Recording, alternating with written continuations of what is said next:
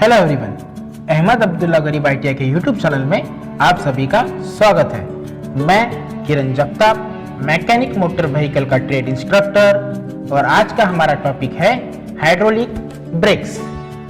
इस वीडियो में हम जानेंगे हाइड्रोलिक ब्रेक्स क्या होता है, हाइड्रोलिक ब्रेक का प्रिंसिपल क्या है, हाइड्रोलिक ब्रेक के कंपोनेंट्स क्या है, और हाइड्रोलिक ब्रेक में जो ब्रेक फ्लूइड यूज किया जाता है उसके एडवांटेज और डिसएडवांटेज क्या होते हैं। सबसे पहले देखते हैं कि हाइड्रोलिक ब्रेक का प्रिंसिपल क्या है। तो यहाँ पर दिख रहा होगा आपको कि hydraulic brake work under the principle of Pascal's law. Hydraulic brake जो भी काम करता है वो पास्कल्स लॉ के अंदर काम करता है। हाइड्रोलिक ब्रेक्स, इसमें पास्कल्स लॉ कहता है कि लिक्विड कैनॉट बी कॉम्प्रेस, कोई भी लिक्विड कॉम्प्रेस नहीं हो सकता। दूसरा है motion can be transmitted through the liquid, कोई भी मोशन अगर ट्रांसमिट होना हो तो उसे लिक्विड के जरिए ही ट्रांसफर होना जरूरी है।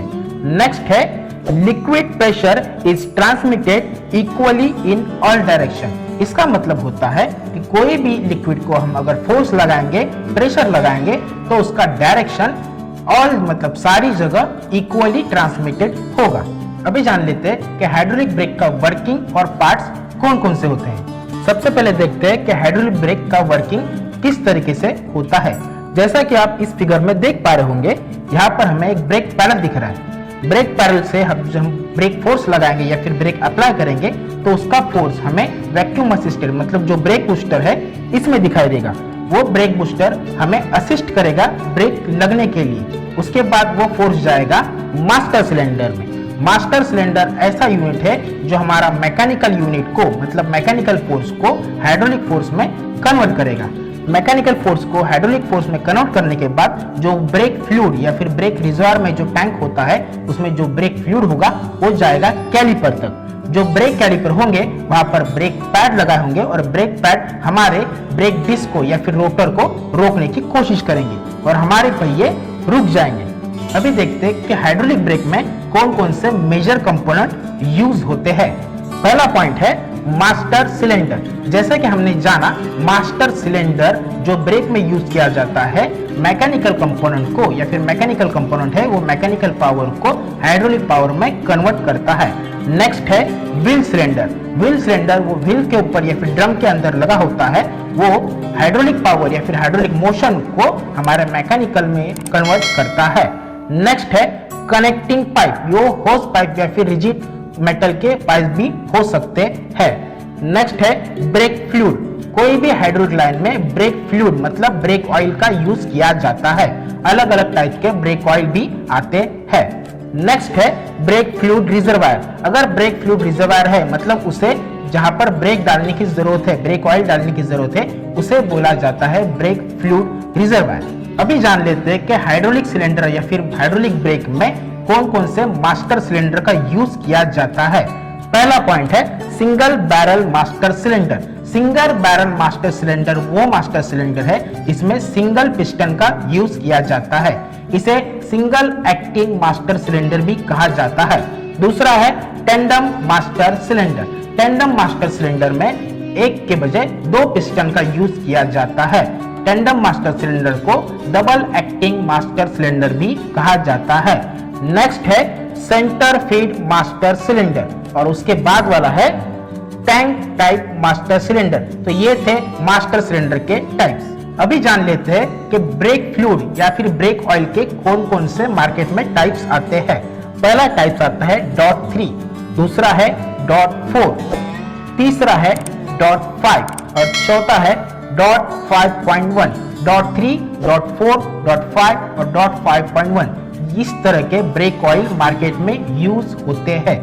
DOT डॉट का मतलब होता है डिपार्टमेंट ऑफ ट्रांसपोर्टेशन। अभी जान लेते हैं कि ब्रेक फ्लूइड या फिर ब्रेक ऑयल के कौन कौन सी खासियत होनी चाहिए। पहला पॉइंट है it should be able to flow freely at extremely high and low temperature. Brake oil या फिर ब्रेक फ्लूइड ऐसा होना चाहिए जो लो और हाई टेम्परेचर को मैनेज कर सके, कोई भी टेम्परेचर में एक जैसा काम कर सके। दूसरा पॉइंट है it should be able to serve at lubricant. Brake fluid या फिर ब्रेक ऑयल इस तरह से काम करना चाहिए इसमें लुब्रिकेंट की क्षमता हो। नेक्स्ट है it should B anti rust और एंटी कोरोजन, मतलब ब्रेक ऑयल कौन सा भी इसी तरीके से होना चाहिए जो हमारा रस्ट से बचाए। नेक्स्ट है it should be show resistance to evaporation, मतलब कोई भी ब्रेक ऑयल इसी तरीके से काम करना चाहिए जब ज्यादा गर्मी या फिर ज्यादा हीट हो तो ज्यादा भाप नहीं बनना चाहिए।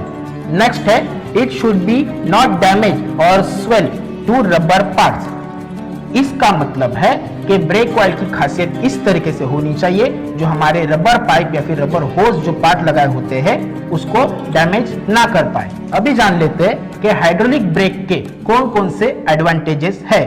इसमें पहला पॉइंट है simple in construction. Hydraulic brake एक सिंपल कंस्ट्रक्शन मेथड है जो भी वर्किंग के लिए ज्यादा इजीएस्ट समझा जाता है।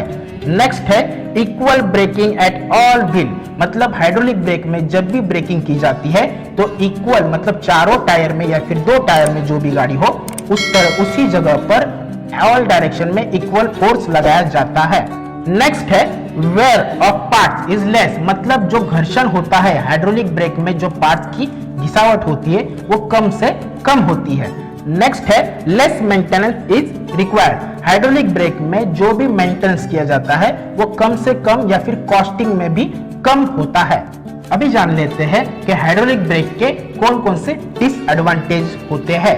पहला पॉइंट है any leakage of brake fluid in line the lead of the brake failure, अगर हाइड्रोलिक ब्रेक में किसी कारणवश ब्रेक ऑयल लीकेज हो गया हो तो हाइड्रोलिक ब्रेक काम नहीं करेगा।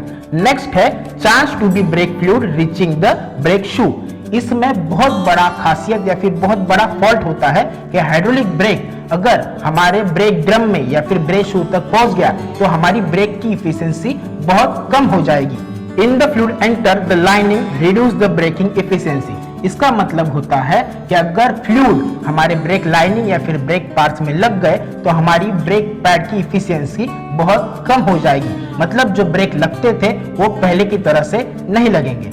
जैसा कि आप इस इमेज में देख पा रहे होंगे यहाँ पर ब्रेक बीडिंग करने का तरीका बताया है। ब्रेक बीडिंग करने के लिए हमें ब्रेक बीडिंग में ब्रेक ऑयल होना बहुत जरूरी है।